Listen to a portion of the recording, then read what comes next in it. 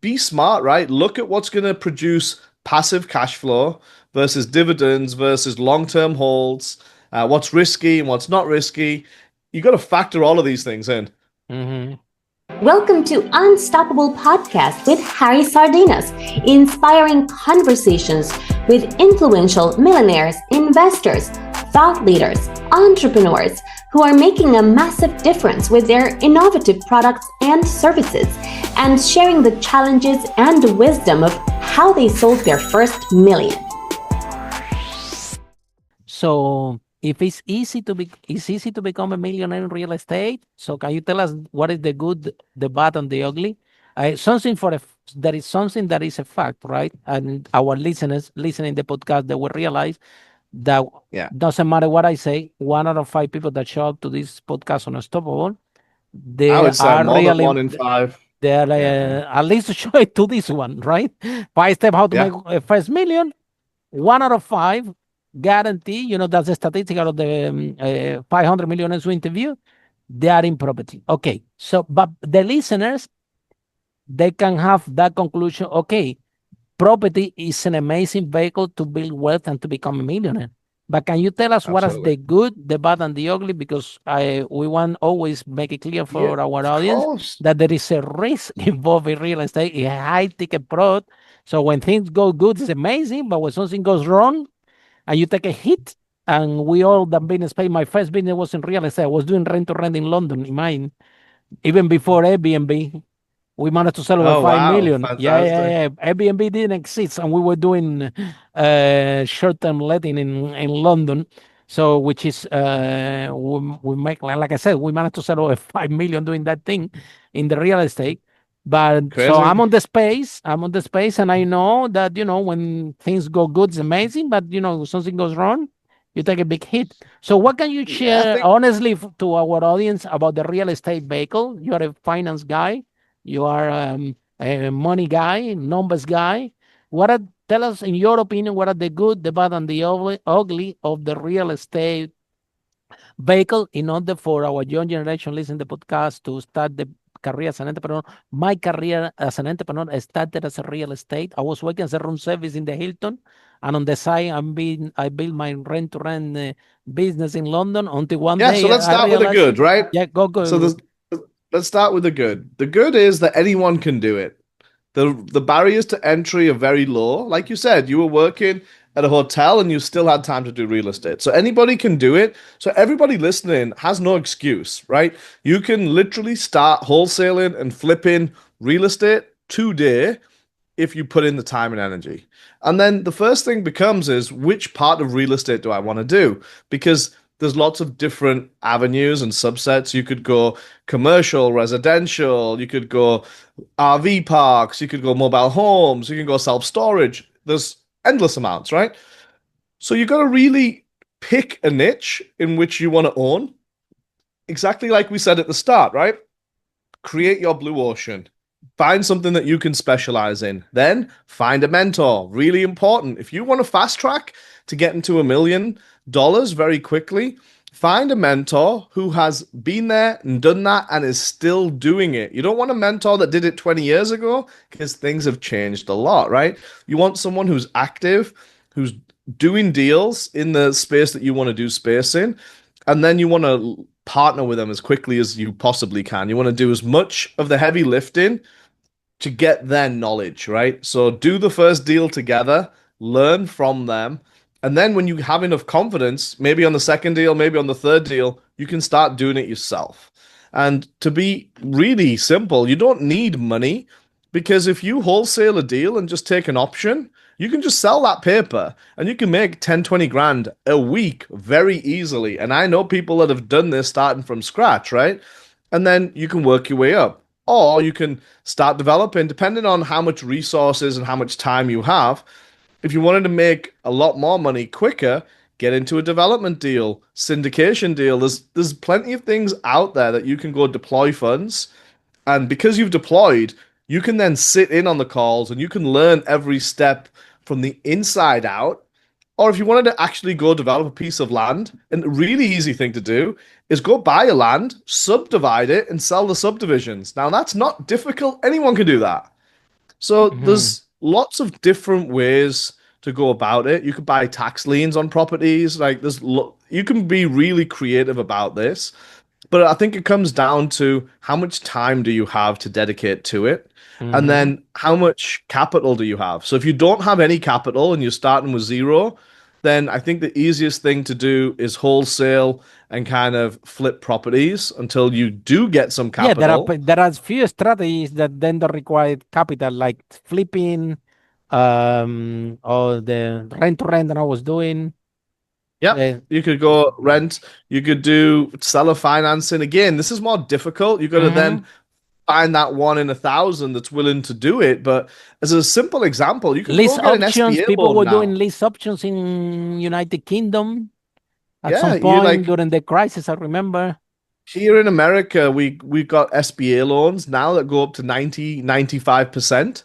So you can go get an SBA loan to cover the vast majority of it, and most sellers will cover 5 Can to you explain a 10%. little bit more to our audience what an SPA loan means, so they? Yeah, it's a government-backed loan for small businesses, right?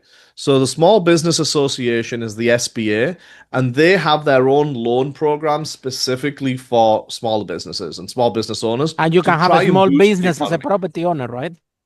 You Of can have course, a yeah. small. Mhm. So if you go and you qualify for a loan, which most people do, it's very easy to qualify.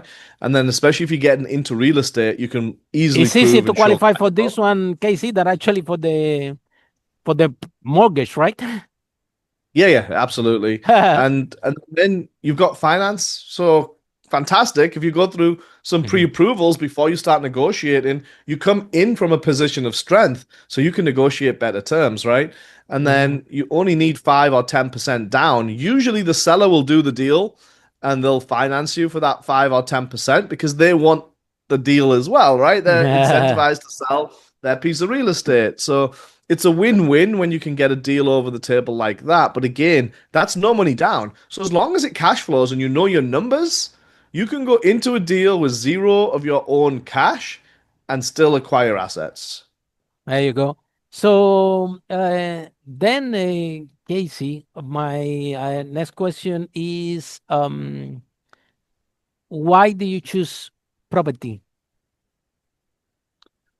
Everyone who was successful in around your me career all in the had a lot of corporate? real Yes. estate. Oh, very good. So when you were in corporate, it was nothing related with real estate, right? When you in your corporate job. Yeah, well, when I left my corporate job, I started my business, which is called Together CFO. That's an outsourced CFO services company, right? And we Oh, wow. specialize in saving taxes for high net worth business owners. Mm. But when I made my own money from that business, I then invested it in real estate. Oh, wow. That's really, really powerful. You see, I was sharing with you, Casey, that I'm very grateful to real estate because that was my first business, right? Um, and the I remember I was to do these events in London called property summit, property event summit, something like this, and I was bringing a lot of speakers, right? For to do, I would bring an expert in HMO in London. We bring an expert in Airbnb. We were doing these property events, and I remember one of the speakers, I think it was Jim Hollywood, the HMO daddy. He told me, Harry, look, if a tenant call you at 1 in the evening on Sunday because you have to fix the boiler and it need to be fixed now, and you get upset about the call, you shouldn't be in the real estate business. So I'm start to think like that I was liking the real estate side of it, but it was not my passion. However, I'm very grateful for real estate because most of my success that I have in business came from that first business, which it was amazing. Uh, but could be actually the foundation for you to do something on the side. So all millionaires that we know, they all exactly they have a business like you on the business, but also have a piece of real estate. And we have this question that we always ask to everybody in this podcast, right? What advice do you have for entrepreneurs? Because We see entrepreneurs again and again, first-time founders, they don't have enough experience, so they start a business, they making money, they take all this money, reinvest in the business, taking all this money, reinvest in the business, and then they grow this business. Guess what happened? COVID happened, something happened, and then they go to zero, and all this work disappear or vanish and advance on technology, right? So even in my case was Airbnb, right? So I was doing rent to rent everything all of a sudden, and a huge advance in technology showing to place, and we're taking a hit. We have to work more to compete with them, right? And our margins decrease just because all of a sudden a piece of technology show up out of nowhere and took over the space with the different kind of propositions. So my question to you is the following, right? For entrepreneurs, we always have these statements, okay? The fact that you're good making money, that doesn't mean that you're good keeping it. Good entrepreneur is one thing, good investor is completely different. But it would make sense, maybe, KC, that even the entrepreneurs, they are not good investors, could be an idea that, let's say, for example, if they're making money in the business, they take all this money, they buy a house, and the extra money after they pay the mortgage, they can take the money for rent, use this money for rent for marketing. So if something happened to the business, at the end, you still will have an asset that can produce you income all the time. So because you are a numbers guy and you're a finance guy, I'm asking you, what advice do you have for entrepreneurs? Because you are an entrepreneur, but you're also an investor, a numbers guy. So what advice do you have for entrepreneurs that they are good at making money, but they're not good at keeping it? Correct. Yeah. So I use a phrase that it doesn't matter how much you make on the top line, it matters how much you keep after tax. That's the key number that nobody cares about because it's not glamorous, it's not sexy. Like you said, you made $5 million in your first year. It's a great number, but it doesn't matter because if you were taxed on half of it and the margins were low, your take home was really low, right? So I always talk about how much of it are you keeping? That's really the important part. So what can you do to, one, keep more of it, which is in America here, tax planning is the key. I can save people 50% every single year on their tax bill by creating the right structures for them. Whereas using loopholes can get you to a certain degree, but it doesn't get you all the way, right?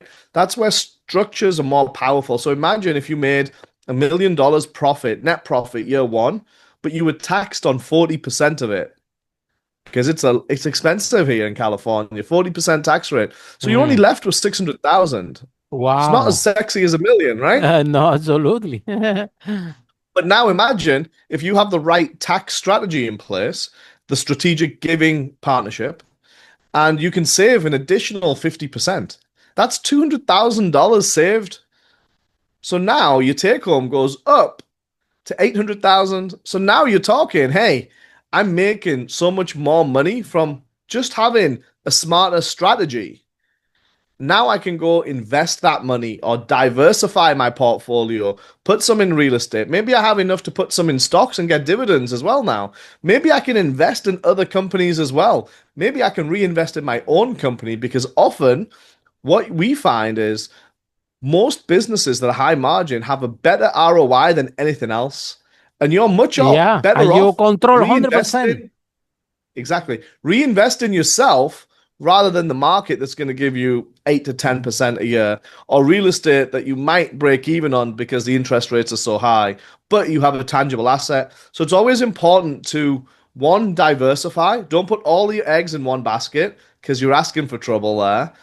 And then be smart, right? Look at what's going to produce passive cash flow versus dividends versus long-term holds, what's risky and what's not risky.